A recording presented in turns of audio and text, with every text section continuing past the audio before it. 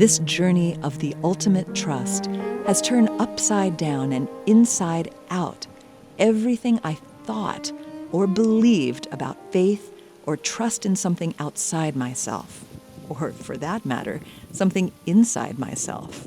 I am now grasping a much deeper connection to a mystery with which I am forever bound, and that delivers me into a freedom I experience as both a burden and a promise. This journey of freedom, authenticity, and flow has me mostly confused. I have always considered myself to be a reality sort of guy, but mixing up reality and God and freedom requires more clarification for me. Perhaps Jean Marshall can provide some insight. It is that mysterious, awesome, unrelenting, inescapable reality that has posited us, sustains us, and will eventually eliminate us from the course of history. This X, this God, is a daily confrontation that everyone knows who is willing to know what they know. And this knowing is not a belief about some alien big other that takes away our freedom and responsibility. No, it's not a belief at all. It is a conscious noticing. We can simply notice that reality that is actually confronting us is positing us in being with our freedom and our responsibility. Our primal act of freedom is choosing to be free rather than vegetating in all our excuses and withdrawals and compulsions. Our primal act of freedom is choosing whether or not we will serve and obey the reality that is limiting us, as well as providing us with our freedom and our options and possibilities toward the future. When we're in our freedom, we are free to rebel against reality, but this rebellion creates bondage. When we use our freedom to rebel against reality and our freedom, then our freedom is spent. We are thus delivered up to unfreedom, to bondage, to be the plaything of our own foul desires. As strange as this may sound, a devotion to the final determining power liberates us to our full freedom. The determining power is determining us to be freedom. When we rebel against this power, we create for ourselves some sort of box in which we live, separated from reality and from the reality of our freedom. And this box is an alive state of being, a compulsion, a defensive, destructive slavery from which we will have to be rescued, or we will end up in the hell of despair. Bonhoeffer enables you to struggle with the question of what does it mean to be responsible? That was a radical address in the sense that I always thought you could pretty well figure out what was right to do. And the only question was, did you have the courage to act to do what was right? Or you ended up justifying what you did do as, well, I really couldn't do that at this point, or what have you. The price was too high to pay. And that section allowed me to, how to put it, I'd have to use the language they use, to walk in a freedom that is not a freedom to do any damn thing you want, but a freedom to take responsibility for everything that you do. And the thing that you begin to become aware of is that you never know your actions of what the results are going to be. Short term, they may be fantastic. Long term, they may be exactly the wrong thing to do. You never know. And so the internal capacity you've got to do is two things. One, the capacity to surrender. By that I mean render up. To act and then say, I acted in whatever, no justification, but render it up, because you now have a new situation on your hands. And then from that, or parallel to that, is detachment. It's so easy to get attached to your successes, or if you want to walk around guilty, to your failures. It's so easy to keep your name on them. You know, you carry them around like stuff in a backpack and say, well, let me trot out this. It's got my name on it, see? Right there. I invented Goodwright 3114, which I did. Look at how much difference it's made in the world, you know. Or look at these two kids, you know. Those are mine. You know, they're mine. They got my name on it. Well, one doesn't because she was adopted. But, et cetera, et cetera. I mean, you go through your life with your backpack of those things on this side, which you pull out, that have your name on it. These also have your name on it, but you don't talk about those. These are the things that you just as soon not talk about. And what I've learned over these years is it doesn't matter. It's the capacity to surrender it and to embrace what's happening. Now I am even more confused. Okay, let's see if Soren Kierkegaard can illuminate the freedom that comes with the practice of life in reality.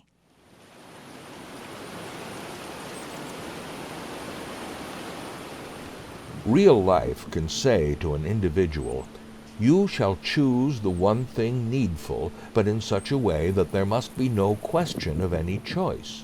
That is, if you fool around a long time, then you are not really choosing the one thing needful. Like a relationship to the deep place, it must be chosen first. Consequently, there is something in relation to which there must not be, and by definition there can be, a choice, and yet there is a choice. Consequently, the very fact that there is no choice expresses the tremendous passion or intensity with which one chooses.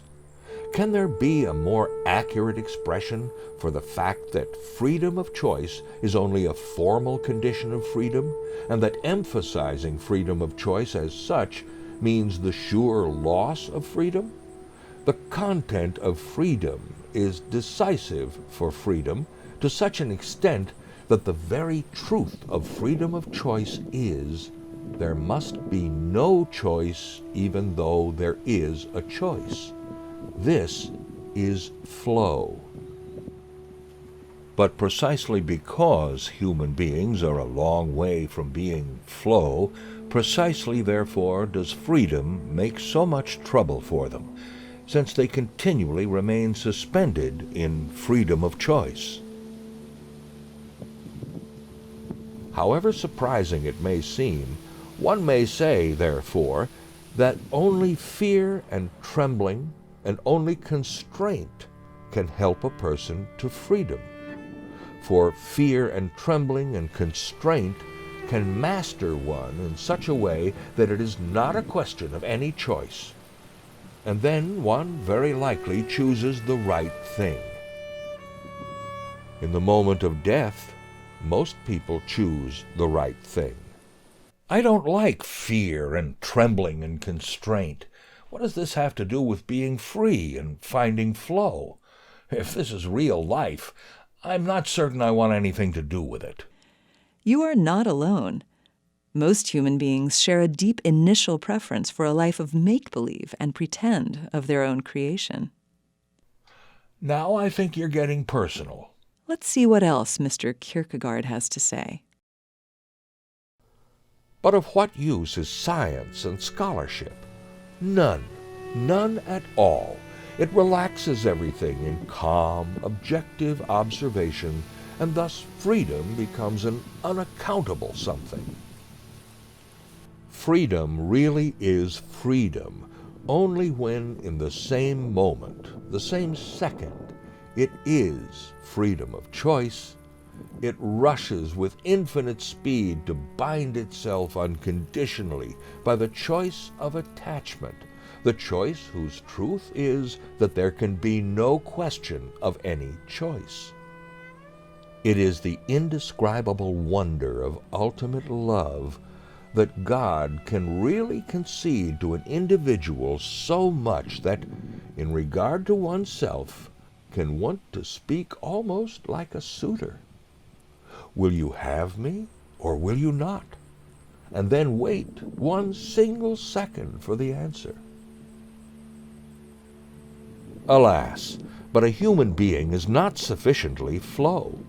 One thinks, since the choice is left to me, I will take my own time and first of all think it over very earnestly. Tragic anticlimax. Earnestness is precisely to choose the deep place and God immediately and first of all. And so one lies there and conjures with a phantom, freedom of choice, whether one has it or whether one does not, etc., and even does it in a scientific, scholarly way. One does not notice that they have missed freedom. But I like science and scholarship and thinking. What's wrong with Kierkegaard? Where'd you find this guy? I appreciate your struggle with this, but let's allow Mr. Kierkegaard to conclude his invitation to freedom and a life of flow. The most tremendous thing conceded to a human being is choice, freedom. If you want to rescue and keep it, there is only one way. In the very same second, unconditionally, in full attachment, give it back to God and yourself along with it. If the sight of what is conceded to you tempts you, if you surrender to the temptation and look with selfish craving at freedom of choice, then you lose your freedom. And your punishment, then, is to go around in a kind of confusion and brag about having freedom of choice. Woe to you! This is the judgment upon you. You have freedom of choice, you say, and yet you have not chosen God. Then you become ill. Freedom of choice becomes your fixed idea. Finally, you become like the rich person, morbidly imagining that they have become impoverished and will die of want. You sigh that you have lost the freedom of choice, and the mistake is merely that you do not sorrow deeply enough so that you get it back again.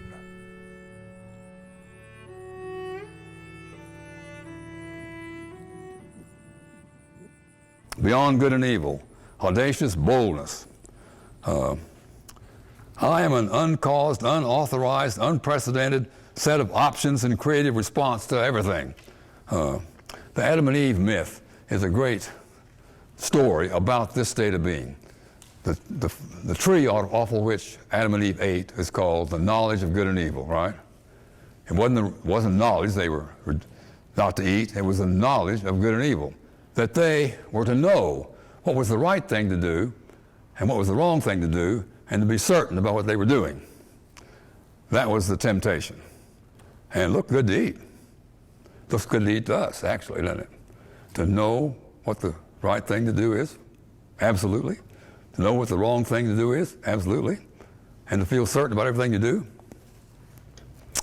pretty tasty. So eating off that tree is the beginning of our problems, according to that story. The devil said it was good to eat, but God said this is forbidden, and it's still forbidden. Every decision you make is an ambiguous decision in which you do not know what's the perfectly right thing to do or the perfectly wrong thing to do. You just know you're there with your august freedom, and strangely enough, inherent purity is being that freedom, accepting the fact that you can act without certainty, that you can just risk and risk again and risk again a decision in the midst of totally confusing, ambiguous, challenging, unbelievable circumstances, and be, in that sense, pure to your deep freedom. That audacious boldness, even though you don't know what to do, you do something. The last truth, I call it the last judgment, is God is everything. God is good. People who really understand this don't need inquiry. All so-called truths eventually fall away. Every truth is a distortion of what is. If we investigate, we lose even the last truth. And that state, beyond all truth, is true intimacy. That is God realization. And welcome to the re-entry. It's always a beginning.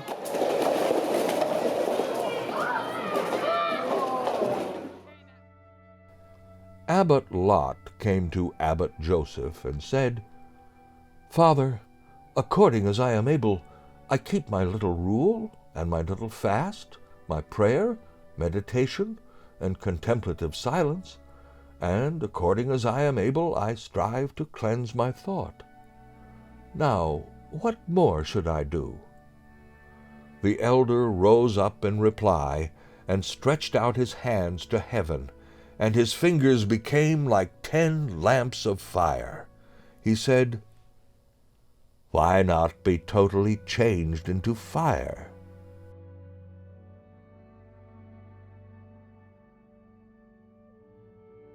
I am wholly on fire with your mystery, and dead to self. You are the fire unquenchable that burns forever. You are the love that purifies my heart and lights my mind.